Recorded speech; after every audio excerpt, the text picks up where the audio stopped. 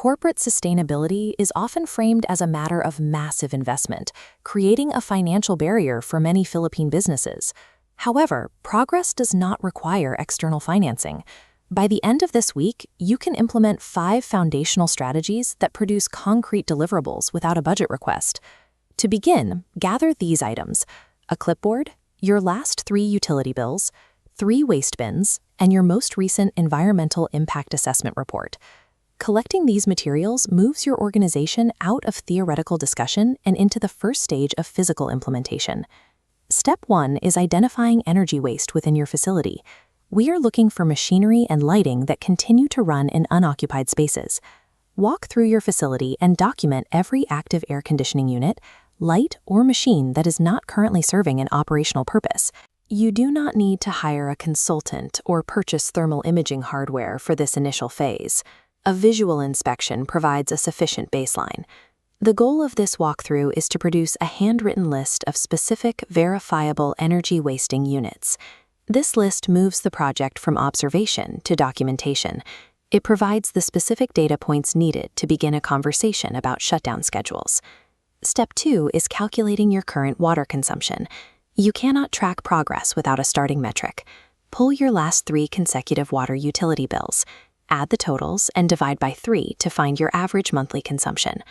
Base this figure on actual usage data rather than an estimate, so future savings can be verified. Securing this number is the prerequisite for calculating the return on investment for any water-saving hardware you may choose to install later. Step 3 addresses physical waste. Effective management requires a categorization system that staff can follow immediately. Set up 3 identical bins with clear labels: biodegradable, non-biodegradable, and residual. Post the sorting rules in the immediate vicinity. Introducing too many specific recycling categories at the start often leads to confusion and high contamination rates. Restricting the system to these 3 basic bins lowers the effort required to participate, which helps staff establish a sorting routine before you move to more complex systems. Step 4 focuses on human capital. These initiatives require clear ownership to remain active over time.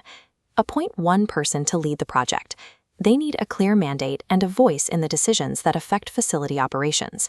Committees often diffuse responsibility until no one is directly accountable for the outcome. Instead, select a single focal person and distribute a company-wide memo announcing this authority to ensure organizational support. True accountability is established through a single point of contact who has direct access to leadership.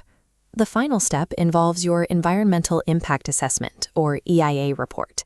These reports contain significant amounts of technical data. For this step, you can bypass those sections. Navigate to the Recommendation section. Locate 3 compliance tasks your company has not yet addressed. Select one of those tasks for your focal person to track, and begin executing this week. Isolating a single task shifts the EIA report from a storage item into a source of weekly work objectives. You now have 5 concrete deliverables: an energy action list, a water consumption baseline, a sorting system, a dedicated lead, and an active compliance goal. Executing all of these foundational steps demonstrates a clear operational focus on efficiency to both your employees and your stakeholders. Select your first EIA task and begin today.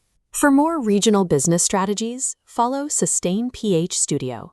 Sustainability is not defined by the size of your budget, but by the consistency of your initial steps.